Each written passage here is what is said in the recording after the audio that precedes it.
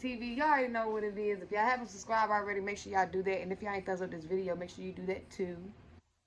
And if you're new, make sure you subscribe, baby, because it's lit over here. Yeah, and our personality. Anyway, y'all been waiting on a video, and this video is when I found out I had cancer. Okay, y'all, so this was back in 2015 now. Now, I'm going to give you the rundown, right?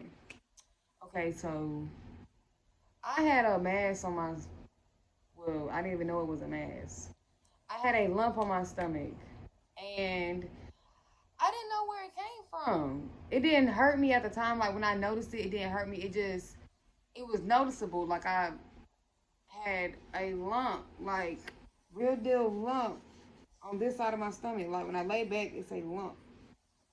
Okay, so, I was at work when I was working back in 2014, 15. And my legs were just really bothering me. And I went to the I told my supervisor, I need to go to the hospital or whatever. He sent me to the on-site nurse. The nurse told me to lay back on the bed. She seen the lump. She thought it was what is it? What is it called? Damn, what is that called? Hernia. She thought it was a hernia, and she told me to go to the doctor. So I left work, and I called my mom to let her know what was happening. I told her I was going to the doctor. So I go to the hospital. The hospital takes forever. And I had to do a CT scan, biopsy. And the doctor came in there and he was basically telling me, like, you have a mass growing on your stomach. And I'm just like, a mass? Like, what's a mass? And I feel like a little cricket. And he went back to like get more information, and he came back and he was like, you have a massive cancer growing in your stomach. My mom ran out, my sisters ran out, my dad just stood there. I'm just sitting there in shock, like I just didn't know what to think. Like, you don't know what to think when you have that being told to you. Like, that's not normal. That's not something you want to hear. So, that whole day, I was crying. Like, I just didn't know what to do. I mean, they told me it was curable, but in your mind, you're just like, is my hair really gonna fall out? Like, am I really going to be, like, sick forever? So I had to go, see this specialist, and the specialist told me that they're taking me to Atlanta. They was going to switch me over to Atlanta, Scottish Rite to be exact, and they're amazing. Scottish Rite of Atlanta is so amazing. But I got shipped to Scottish Rite, and everything got explained to me. When I tell y'all, the day I went, it was full of information, and it's not like, I'm 20 at the time, so it's just like, I'm like, okay, yeah, I'm listening, but it's like I wasn't listening. Like, I just wanted it to get done and over with. So, I remember I was asking the doctor. She was basically telling me, like, what type of chemo I was going to have to do, how many rounds I was going to do, radiation, everything that came with this whole cancer situation. So, she came in with a teddy bear, and the teddy bear had a CVL line in it. If y'all don't know what a CVL line is, it is a tube that goes inside your chest. And instead of them giving you IVs all the time, this is what they draw blood from. They give you your medicine, all of that. So she came in and showed me where it was going to be and what I had to do to get it in there, which was surgery. And then, like, she just asked me, like, you ready? I'm like, ready for what? I had to go do the surgery, and when I woke up, and I tell y'all, that was the worst pain. Like, a hole in your chest. It wasn't a port, it was a CVL. The CVL lines are blue and red. But that was pain, and then they had to clean it, and you had to clean it with alcohol. Pain, like I was in there screaming. I remember, like I was in there screaming, hurting because when they was cleaning it before I went home, like it hurt so bad, y'all, really, really bad. It was nights, like when I started doing chemo, it's like the doctor comes in fully dressed, like covering her body up, like foot to head, air, gloves, everything. Like she could not touch it. Like you cannot, like anybody that deals with cancer, you cannot have somebody drink after you, kiss you. It has to be 3 days after. Like after 3 days, you're good. But as they giving me chemo, like the way it make you feel is like very weak, very weak. And it's like you're in pain, but you're just like, what am I supposed to do? Like they got you on a diet, okay, and the diet consists of like can't eat no processed food, couldn't eat no um like out food. I had to have it cooked for me. Like I had my own chef and everything downstairs. My mom came in there and cooked for me a few times. I couldn't eat a lot of stuff. Like it's a lot of stuff that's in foods that I could not eat, like the acids, the ingredients. It was just really bad, like really, really bad. And it was days where I couldn't even get up. Like I was so tired. I was so weak. I just wanted to lay there, and it was just like people can tell you all day, like you're so strong. You got this. You can do this, and it's you're right. I gotta do this. I gotta be strong. I gotta go through all of this by myself. Like I had a support team, but I went through it by myself. Like, and people don't get through that, and people just like I don't even get sentimental thinking about it, only because like I overcame it. Like I don't feel bad when I talk about it. I don't feel bad when folks want to ask me questions about it. It's just it's life, and it's one of my biggest fears in life was having to go to the hospital and having to go through a lot of stuff that I didn't want to go through, which was cancer. Like, who wants to go through cancer?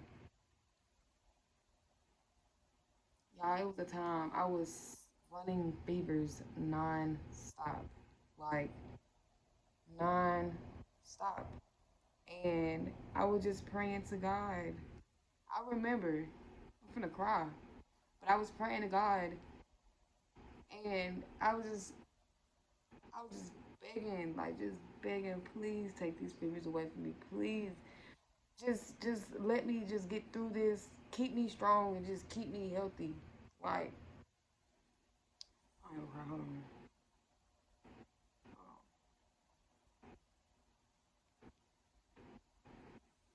I was praying. The doctors came in there, y'all, and they told me I didn't have to do no more rounds of chemo.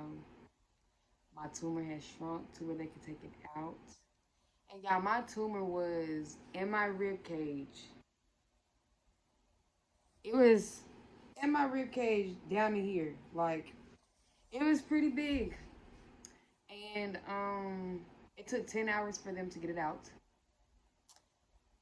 And that was it was scary. Very scary.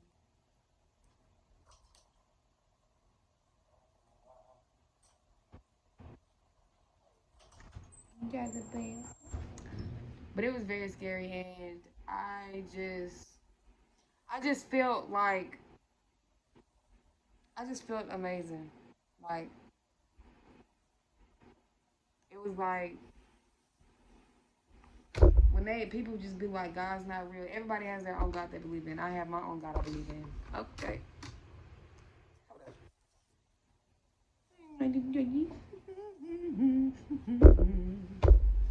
Go lay down. Go. Yeah. But it's amazing when you overcome something like this, and you're inspirational to anybody that comes in your face.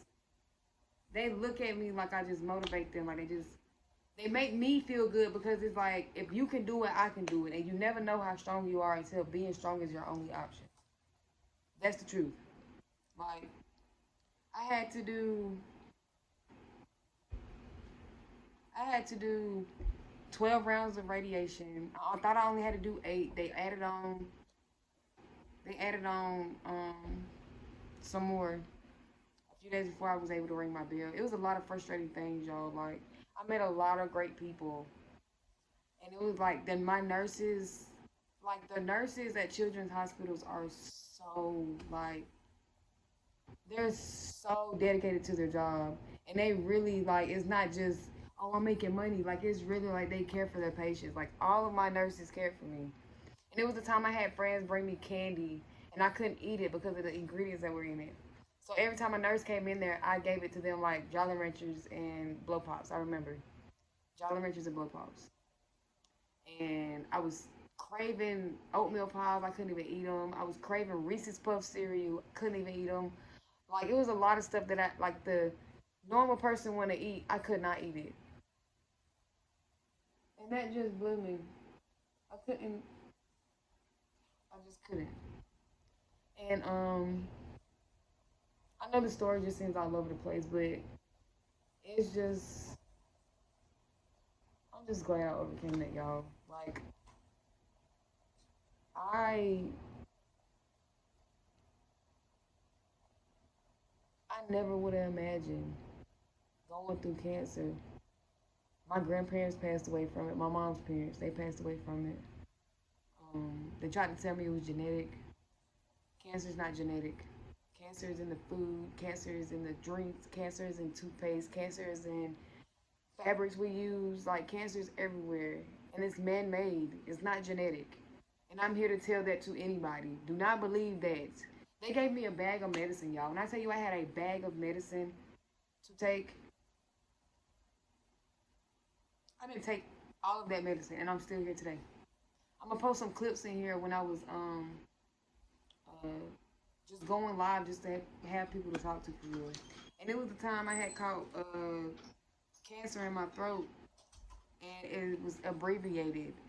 And when I remember it, because I feel like I'm gonna remember it when I get off camera, but it was abbreviated and it was in my throat. I had to deal with doctors coming in every morning, 6:30 every morning, just opening my mouth, looking in my throat, and making sure, like, what's going on. Okay. There was one doctor that came in there. He just acted like he didn't know, like, why my body was reacting how it was. And I told that doctor, baby, I don't know what you got going on in this hospital, but you finna figure it out, babe. I'm not finna lay up in here and just die in here. I'm not doing that. That's not, no, that's not the plan, baby. So they figured it out. I'm here today, and I'm appreciative.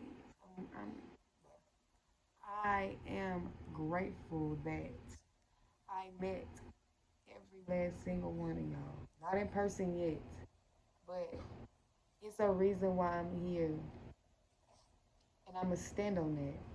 It's a reason why I'm here. I didn't get a second chance at life for nothing. It's my time to shine. It's my time to tell my story, and it's my time to just share my life with y'all. I'm gonna post clips in here so y'all can see. What's something else that happened? There's a lot of stuff that. Oh y'all. I had a depot shot. They gave me a depot shot before. I think it was like after I started chemo, so to stop my period, so I can have all the blood. Cause I always had to do blood transfusions. Like that was ain't always. I always had to do blood transfusions. But when they gave me the depot shot, the lady told me, depot shots they're thick like milk. The lady told me to flex my leg, y'all. The thought of that just didn't sit right with me. I'm just like, flex my leg while you giving me a shot. When I tell y'all that lady inflamed my whole thigh muscle, and it hurt so bad. And it was like as I was trying to walk on it, it's like my leg limped naturally because it knew like what the hell is wrong with your leg. So I had to go to the hospital for that. I had sores in my throat. Like I don't even know how to explain it. And I guess it was from the chemo. I had sores in my throat, and they tried to give me some medicine, and I told them I didn't want to take it because every time I swallowed, it burned. I swallowed that medicine, y'all. I threw up the lining of my throat. know that's kind of TMI, but I threw up the lining of my throat. Yep. And I overcame it. This story's all over the place, but I had to get it out. I overcame it. I had to do a immune system treatment when I got done with radiation and stuff. My immune system was really, really low, and they used to give me shots. That's another thing too. I used to have to take shots every day to um keep my good cells. I had to give myself a shot in the stomach every day, and I'm just glad I'm over that. I had to sit on a machine for 4 hours to harvest my good cells, and they harvested them for me. And when I got them back, I had to like eat a sucker while I was receiving them. They gave them to me through my CVO line, but it smelled like and tasted like sweet corn, which was weird. But yeah, they kept them for me, and they tried to get me to pay $8,000 to save my ex. Yeah, I didn't have $8,000 at the time, so those eggs are gone. And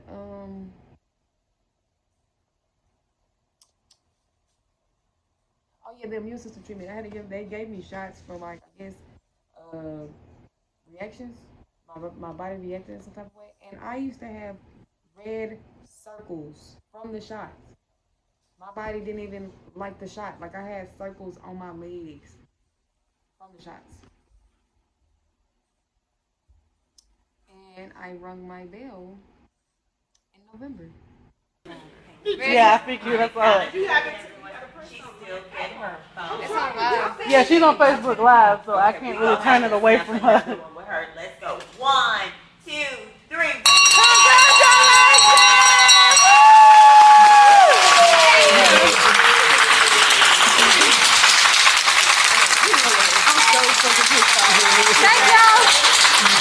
Sure did. Of 2017. So it took me a year to overcome that, a year and some change to overcome that because I started my chemo on New Year's Day, 2016. So yeah, that's my story, y'all. I touched base on all the things. It's probably everywhere, but that's what happened. That's my story of cancer. And anybody that's watching this video that's going through cancer, don't give up. Never give up. Keep fighting, and you will overcome it. Stay strong. Do not stress yourself. God give his toughest battles to his toughest soldiers, and you are one of them, baby. Says Lex, big Lex, not the little one. And we are out. How long will you be up there? I hate that you're going through this new world shit that happened to best people. Look, I don't question God for giving me cancer. He really, it's many blessings, honestly. I mean, cancer sucks, but it's a blessing at the same time because you're another inspiration to somebody else, And you can show people that nothing's ever too hard and nothing's ever too, tough to handle. My biggest fear was coming to the hospital for anything. Like, girl, I noticed a lump on my stomach, but I just never went because, I don't like the doctor. And I couldn't swallow my pride, but I swallowed my pride when a nurse told me I needed to go. And I came, girl, and I got myself better, girl. I tell anybody that got something wrong with your body, go take your ass to the doctor because the longer you wait, the worse it get. I tell you that much because they call mine at stage 3. Stage 4, I would be doing more chemo.